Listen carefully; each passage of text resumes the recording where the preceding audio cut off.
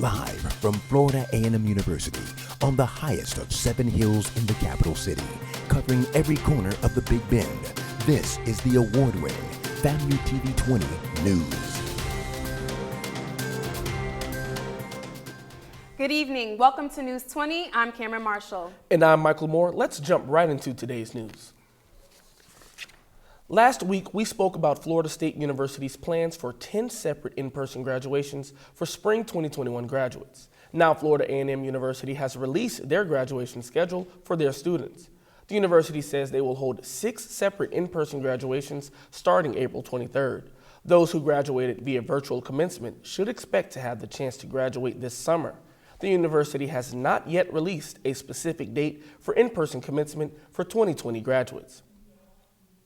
Florida A&M University design student Elijah Rutland was selected by the NBA to showcase an illustration that celebrated HBCUs in sports during the 2021 All-Star Game. He was also the participant in the Beat Black Creator Beats by Dre program, where he was granted the opportunity to design the Beats by Dre headphones the players use for their courtside interviews. A shooting took place near Potbelly's nightclub on Saturday night, leaving 1 wounded. Here's Mariah Wiggs live in the studio with more on the story. Mariah? Thank you, Michael. According to an alert sent out by Florida State University, Tallahassee and Florida State Police Department responded to a shooting that occurred near Moulcom Street and College Avenue late Saturday night. The victim, a current student of Florida A&M, suffered a non-life-threatening gunshot wound to the chest. According to the alert, it appeared that the incident resulted from multiple physical altercations. There are no ongoing threats as Tallahassee police continue to collect evidence and investigate. That's all for now. I'm Mariah Wiggs. Back to you all at the desk. Thank you, Mariah. Down in Florida City, dozens of people left a COVID-19 vaccination site disappointed. Site officials say a misunderstanding forced some people to turn away without the vaccine. Trent Kelly with more on the story. Eligibility will continue to expand with FEMA testing sites vaccinating people ages of 18 and over, even if they have an underlying condition. Officials say a state health form is no longer needed as long as people have a doctor's note with them. A man is now being accused of killing his wife, who was reported missing on February 20th. Members of the Boynton Beach Police Department say that they found the remains of 44-year-old Mary Stella Gomez Mullet's body located in Roberto Colin's backyard. During the investigation, police say officers found blood on the front door, in Colin's garage, and in a spot inside his workshop. Everyone is surprised. It's something we not expect to happen in this neighborhood because this spot in Boynton Beach is very quiet. Colin is being held in jail with no bond. There has been no word on whether he has been in contact with an attorney as of yet. Colin's next court appearance will be held on April 5th. Here in the U.S. and around the world, people are celebrating women's contributions to history throughout March. Today is International Women's Day. Our reporter Cameron Marshall takes a look at some of the organizations in our city that are making an impact on women and girls. Unity and diversity. That's the foundation that brought the ladies of the General Federation of Women's Club together over 100 years ago. What started as a meeting for tea turned into a club focused on the advancement of women locally and nationally. Tallahassee Club President Teresa Morris says it's the perfect time to recognize the contributions of women in our society. Just seeing how much need is in this community. And this was an avenue for me to be able to help to identify that and help to be part of some of the solutions. For the last 40 years, the United States has recognized March as a time to celebrate and reflect on women's past and exploring the pathway to move forward. Part of those contributions include fighting for gender equality when it comes to pay and voting rights.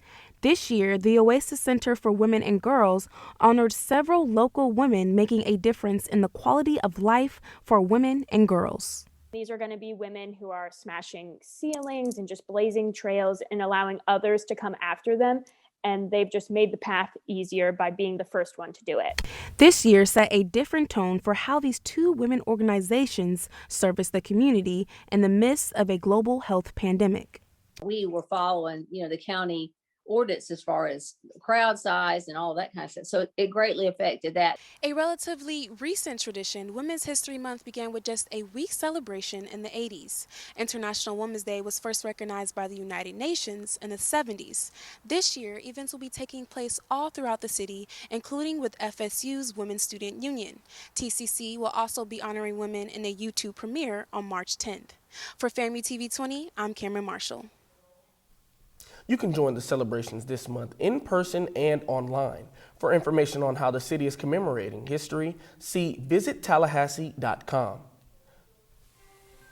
Coming up on News 20 at 5, we have new updates on the George Floyd trial with our live reporter. Also, we will see why former President Donald Trump is issuing cease and desist notices for the top 3 Republican committees. All of this and more after the break. Welcome back to News 20 at 5. Almost a year after the tragic death of George Floyd, today the jury selection was set to begin in Derek Chauvin's trial. Live in the studio, Mariah Wiggs has your updates. The murder trial of former Minneapolis police officer Derek Chauvin was originally set to begin today, but a dispute over a third charge is delaying the jury selection process. He is accused of second-degree unintentional murder and second-degree manslaughter in Floyd's death. Chauvin pleaded not guilty. The judge dismissed potential jurors for the day pending the outcome of the motion regarding the third charge. That's all for now. Back to you all at the desk. Attorneys representing former President Donald Trump have been advised to issue cease and desist notices to members of the Republican National Committee and other Republican-funded organizations. Trump worries by using his name, Republican Party members that voted to impeach him may benefit from his fundraising. None of the Republican committees commented on the subject. The $1.9 trillion stimulus package introduced by President Joe Biden officially passed in the Senate. One more obstacle remains before the relief bill can be signed by President Joe Biden. John Lawrence has more. This bill, college students, married couples making less than $150,000, and individuals with incomes below $75,000 a year are all eligible for the $1,400 checks. Individuals earning more than $80,000 and couples earning more than $160,000 are not eligible for the stimulus payments. The 7th anniversary of the disappearance of an aircraft that vanished without a trace back in 2014 took place over the weekend. The odd disappearance of the Malaysian Airlines flight MH370 is one of the most mysterious tragedies to happen in modern aviation. On March 8, 2014, the aircraft was heading to Beijing before disappearing from the radar screens. The last voice contact was made from the aircraft 37 minutes after its departure. Over the weekend, people lit up candles to pay tribute to those missing. You now take a look at your entertainment news. Hello, I'm Aaliyah Terry with your entertainment news. Beyonce has once again proved she keeps in touch with her beehive. She gave an emotional tribute to one of her late fans who passed away over the weekend. Lyric Chanel was only 13 when she passed away from a tumor controlling her central nervous system. Beyonce sang songs such as Halo and Brown Skin Girl on her YouTube channel as young Chanel danced across the screen. Shocking claims revealed after royal couple Prince Harry and Meghan Markle sit down for an exclusive interview with Oprah Winfrey. Here's Anna Stewart with more from last night's interview. Nielsen reports an average of 17.1 million people watched, which is nearly triple the rating CBS saw prime time the previous Sunday. It looks like actor and comedian Eddie Murphy will be doing stand-up comedy once again. After 3 decades of having multiple successful box office films, he is looking to make a return to the medium that launched his career. During his appearance on SiriusXM's podcast, Comedy Gold Mines with Kevin Hart, he said that he would have been made a comeback if it wasn't for COVID-19 restrictions. His 1987 film Raw still remains the top-grossing stand-up comedy of all time. Murphy will turn the age of 60 next month. That's all I have for you guys in entertainment. Back to you all at the desk. Well, it's looking pretty sunny outside. Yeah, it has been, and I think the spring weather is finally coming through. Up next, Aaliyah Terry is back with our weather updates. Stay tuned. You're watching News 20 at 5. Movie lovers, this is for you. Netflix plans to introduce a fast laugh tab for mobile users looking for quick comedy clips. The tab showcases 5 to 10 seconds of a film or show before automatically moving on to the next in a continuous movement. Sorry, Android users, this feature is only available on iPhones, but the company plans on allowing this feature to be used on Android devices. That's all I have for you in entertainment. Now for your weather update. Well, Michael, it looks like a little bit of spring weather is coming through. Yeah, and I'm so excited about it. Almost time for those spring sports. And speaking of sports, coming up in Sports with Marissa, Florida A&M Athletics signs a major deal with the sports apparel company and NBA superstar. Find out more after the break.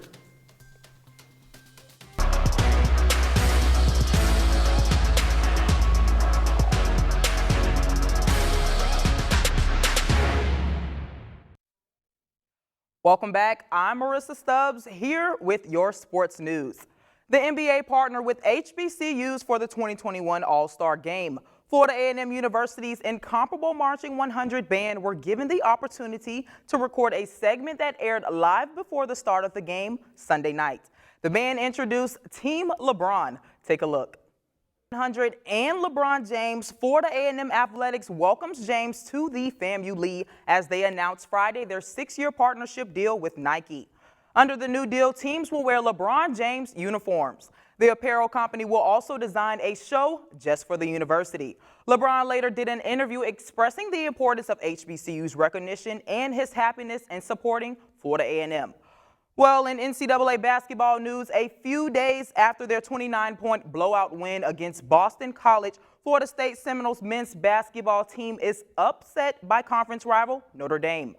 Team LeBron and Team Durant both put on the show during the 7th annual NBA All-Star Game. They are still more than a month away from the draft, but the NFL is back in the headlines. The NFL says it's welcoming its first African-American female official. The NFL is adding Maya Ncaa to the roster of in-game officials for the upcoming 2021 football season. Ncaa participated in NFL's officiating development program back in 2014.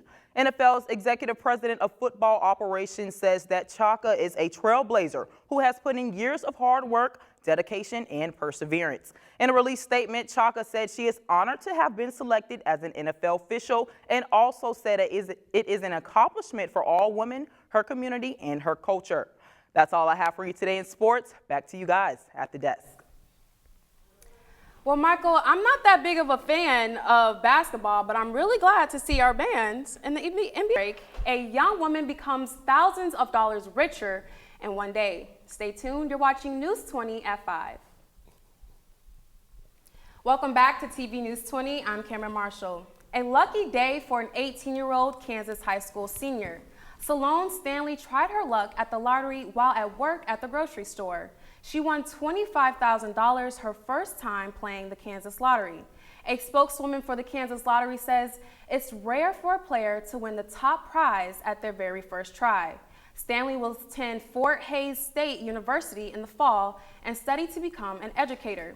She says that she's going to take her friend on a nice dinner and use the rest of the money towards her education, hoping it will leave her debt-free. Wow, Cameron, I wish I had that luck to win the lottery your first time playing. Right. So if you win, you're taking the whole cast to dinner, right? Oh, well, I would have to. I would have to. Okay, you heard it right here first. Let's see. I definitely love the cast, but once again, I'm loving the weather that we are seeing. This weather we are seeing, springtime is upon us, and we are reaching those higher temperatures. Let's hope we continue to see the same weather conditions, but that's going to do it for us tonight, this evening. For Marissa, Mariah, and Aaliyah, I'm Cameron Marshall. And I'm Michael Moore. Thanks for watching, and remember to also follow us at FAMUTVnews.com or SJGCmedia.com for more news updates. Have a wonderful evening.